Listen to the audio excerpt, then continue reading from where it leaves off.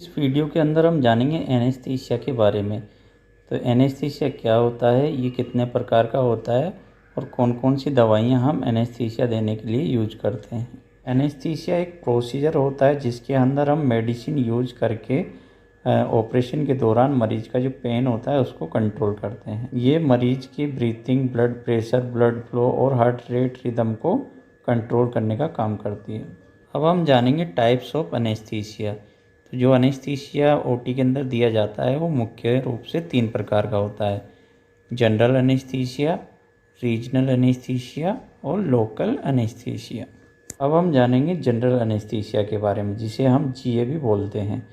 तो ये उन मरीजों को दिया जाता है जिसको पूरी तरीके से हम बेहोश कर देते हैं और उनको किसी प्रकार के ऑपरेशन का पता नहीं चलता। तो जनरल एनेस्थीसिया में हम मरीज के ब्रेन और सेंट्रल नर्वस सिस्टम को शून्य कर देते हैं, जिससे कि पेशेंट क्या होता है, अनकॉन्शियस या अनअवेयर रहता है, उसे सर्जरी के बारे में पता नहीं चलता।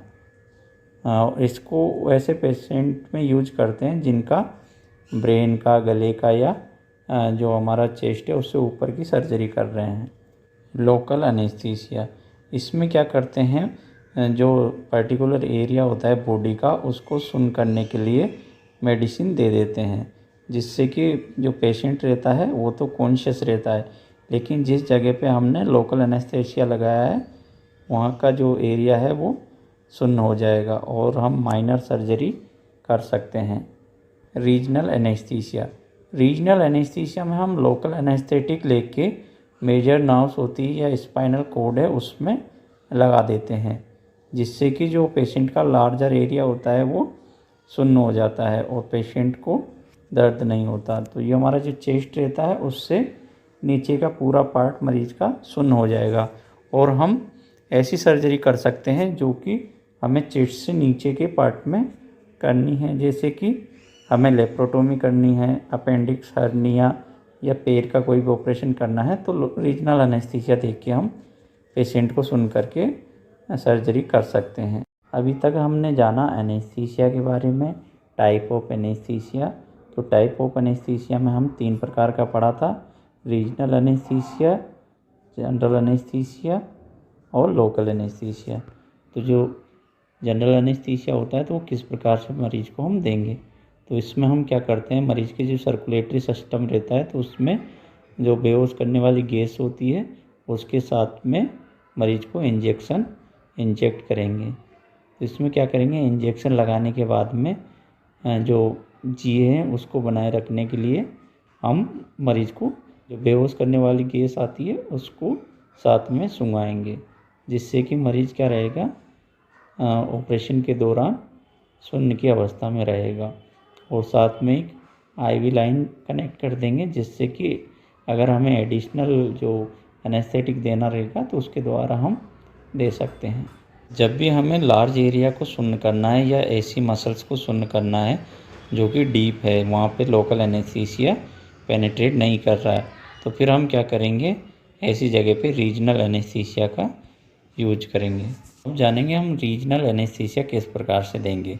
तो इसमें हम स्पाइनल एनेस्थीसिया दे सकते हैं। तो इसमें हमारा जो पेशेंट रहता है उसकी बैक साइड में स्पाइनल कॉर्ड में इंजेक्शन लगाएंगे। तो इसमें क्या करेंगे, जो लोकल एनेस्थेटिक रहेगा उसको स्पाइनल नीडल की सहायता से स्पाइनल कॉर्ड में इंजेक्ट कर देंगे, जिससे कि जो हमारा जो एब्डोमेन का नीचे का जो पार्ट रहेगा वो पूरा सुन्न हो जाएगा।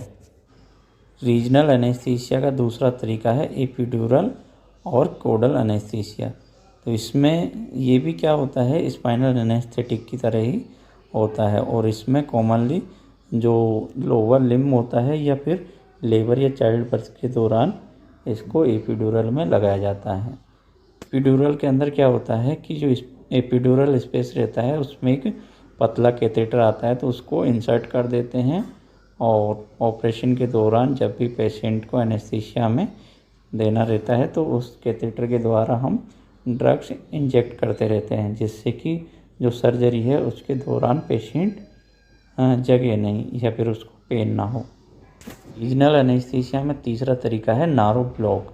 तो इसमें क्या करते हैं, लोकल एनेस्थेटिक को स्पेसिफिक नर्व में इंजेक्ट कर देते हैं, जिससे कि जो एरिया है वहाँ की जो नारो है वो ब्लॉक हो जाएगी और वो इलाका या वो जो एरिया है वो सुन्न हो जाएगा और उस जगह का हम आसानी से ऑपरेशन कर सकते हैं। जैसे कि हमें हाथ का ऑपरेशन करना है तो हम ब्रेकियल ब्लॉक लगा देंगे, ब्रेकियल नारो होती है उसको सुन्न कर देंगे और हाथ का जो ऑपरेशन है वो इजीली कर सकते हैं। जो मरीज़ का हाथ है वो सुन्न हो जाएगा, जबकि मरीज़ को ऑपरेशन का पता रहेगा लेकिन उसको दर्द नहीं होगा। जानेंगे एनेस्थीसिया में यूज होने वाली ड्रग्स के बारे में। तो सबसे पहले है drugs for general anaesthesia. General anaesthesia में यूज होने वाली ड्रग्स, तो इसमें फर्स्ट है एट्रैक्यूरियम। एट्रैक्यूरियम एक न्यूरोमस्कुलर एजेंट होता है जो कि एनेस्थीसिया में सहायक ड्रग के रूप में यूज की जाती है। एट्रैक्यूरियम सर्जरी के दौरान स्केलेटल मसल रिलैक्सेशन में काम आता है। सिस एट्रैक्यूरियम बिसाइलेट, ये भी न्यूरोमस्कुलर ब्लॉकिंग एजेंट होता है जो कि एनेस्थीसिया में, जनरल एनेस्थीसिया में सहायक के रूप में काम में लिया जाता है। डेस्प्लूरिन, इसका यूज भी जनरल एनेस्थीसिया में सर्जरी के दौरान इंडक्शन को, एनेस्थीसिया के इंडक्शन को बनाए रखने के लिए किया जाता है। डेस्प्लूरेंस, एनफ्लोरेंस, हेलोथिन, ये सब गैसीय एजेंट होते हैं जो कि जनरल एनेस्थीसिया में यूज किया जाता है। ये वेपोराइजर के रूप में यूज किया जाता है। इनको जो एनेस्थीसिया मशीन में वेपोराइजर लगा रहता है तो उसमें भर के इनको गैसीय फॉर्म में मरीज को सर्जरी के दौरान दिया जाता है, जिससे कि उसका एनेस्थीसिया बना रहे। इनफ्लोरेंस, इसका यूज भी जनरल एनेस्थीसिया में इंडक्शन को मेंटेन करने के लिए किया जाता है। हेलोथिन, ये भी इनहेलेशन जनरल एनेस्थेटिक होता है जो कि एनेस्थीसिया में, जनरल एनेस्थीसिया में इंडक्शन को मेंटेन करने के लिए दिया जाता है। कीटामीन, ये हाइड्रोक्लोरिक साल्ट होता है जो कि एनेस्थेटिक के रूप में यूज किया जाता है। हाइओसायामाइन, ये एंटीकोलिनर्जिक एजेंट होता है जो कि पेन किलर का काम करता है। इसका यूज एनेस्थीसिया इंडक्शन और इंट्यूबेशन के दौरान मसल को रिलैक्सेशन करने के लिए किया जाता है। मेथोहेक्सिटेल, ये बार्बिचरेट एनेस्थेटिक होता है जो कि सर्जरी से पहले एनेस्थीसिया इंडक्शन में इसका यूज किया जाता है। फिर है प्रोपोफॉल, एनेस्थेटिक होता है जिसका यूज जनरल एनेस्थीसिया को इंडक्शन और मेंटेनेंस करने के लिए दिया जाता है। रेपाकुरिनियम, ये न्यूरोमस्कुलर ब्लॉकर एजेंट होता है जो कि जनरल एनेस्थीसिया को एडजस्ट करने के लिए प्रिस्क्राइब किया जाता है। ट्रेकियल इंट्यूबेशन के समय भी इसका यूज किया जाता है। प्रोकोरोनियम, इसका यूज भी न्यूरोमस्कुलर ब्लॉकर के रूप में किया जाता है। ये मसल रिलैक्सेंट का काम करता है। सर्जरी के दौरान मसल रिलैक्सेशन के लिए इसको दिया जाता है। सेवोफ्लोरिन, ये भी गैसीय एनेस्थेटिक होता है, तो जो एनेस्थीसिया होता है उसका इफेक्ट को और बढ़ाने के लिए इसका यूज किया जाता है। सक्सिनाइलकोलिन, ये डिपोलाराइज मसल रिलैक्सेंट होता है। इसका यूज भी एनेस्थीसिया को इंडक्शन और मेंटेन करने के लिए दिया जाता है। जानेंगे drug for local anaesthesia. Local anaesthesia में यूज होने वाली ड्रग्स, आर्टिकेन, HCl एंड इफिनेफ्रिन। इंजेक्शन इफिनेफ्रिन का यूज हम लोकल एनेस्थेटिक के रूप में करते हैं। जो डेंटल की सर्जरी होती है उसमें इसका यूज किया जाता है। बेंजोकेन, ये भी लोकल एनेस्थेटिक ड्रग होती है जो कि पेनफुल कंडीशन को ट्रीट करने के लिए यूज की जाती है, जैसे कि माउथ अल्सर, सोर थ्रोट, इनमें जो पेन होता है तो उसको कम करने के लिए इसका यूज किया जाता है। बुपिवाकेन, ये लोकल एनेस्थेटिक होता है जिसका यूज ऑब्स्टेट्रिकल प्रोसीजर और सर्जरी में किया जाता है। लीडोकेन या जाइलोकेन 2%, तो इसका यूज भी हम डर्मल एनेस्थीसिया में करते हैं। लीडोकेन, ये लोकल एनेस्थेटिक होता है तो इसका यूज हम लोकल में और रीजनल एनेस्थीसिया में करते हैं।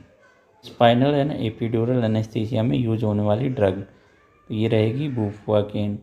ये लोकल एनेस्थेटिक होती है जिसका यूज सर्जरी में ऑब्स्टेट्रिकल प्रोसीजर होती है तो उसको करने में किया जाता है।